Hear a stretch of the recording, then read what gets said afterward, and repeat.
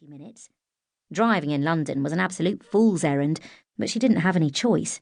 She couldn't carry drugs on the tube. Lissie was an NPL, a nurse practitioner liaison. She followed up on hospital discharges who had trouble attending outpatients departments in the hope that they wouldn't become readmissions.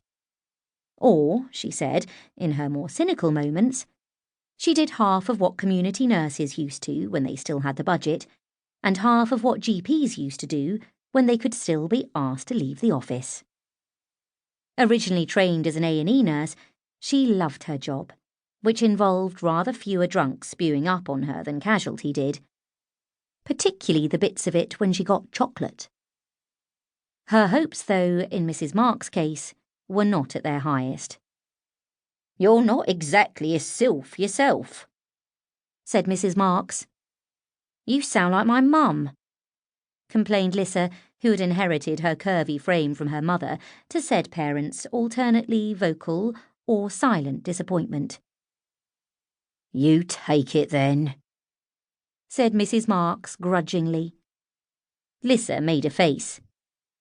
"I hate dark chocolate," she said, but she took it anyway.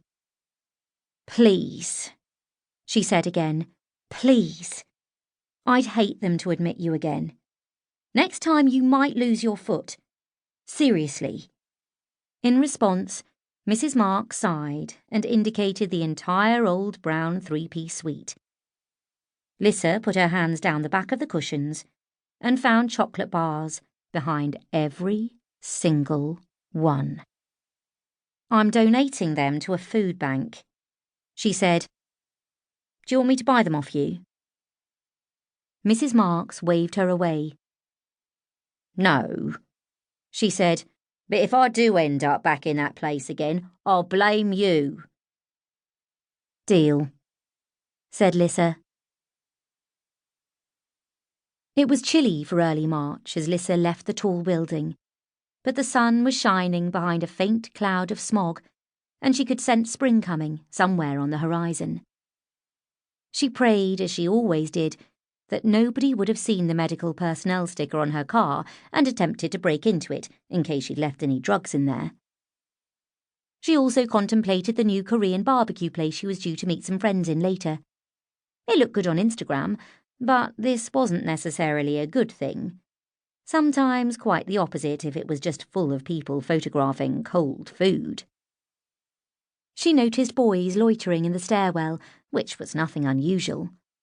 It was hard to tell with some teenage boys whether they should be at school or not. They were so big these days.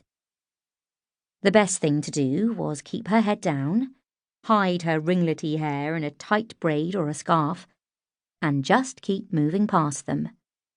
She remained profoundly glad of the unflattering green trousers she wore as part of her uniform that rendered her practically invisible.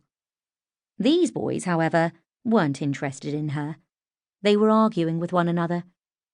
Just the normal teenage beefs, showing off, puffing out their chests with peacocks. A mix of races, tiny little wispy beards and moustaches, lanky legs and elbows too pointy, a strong smell of lynx Africa, and massive trainers the size of boats. It was slightly endearing in its way, watching them try to pretend they knew how to be men. But intimidating too. And she was about to give them a wide berth when she realised she recognised one of them. The fact made her wince. It was one of Ezra's cousins. Ezra. Beautiful Ezra, whose graceful body and lovely face made him irresistible whenever he messaged her. Unfortunately, Ezra was well aware of this, which was why he felt obliged to spread himself pretty thinly all around South London. Every time he ghosted her, Lissie swore blind she'd never fall for it again.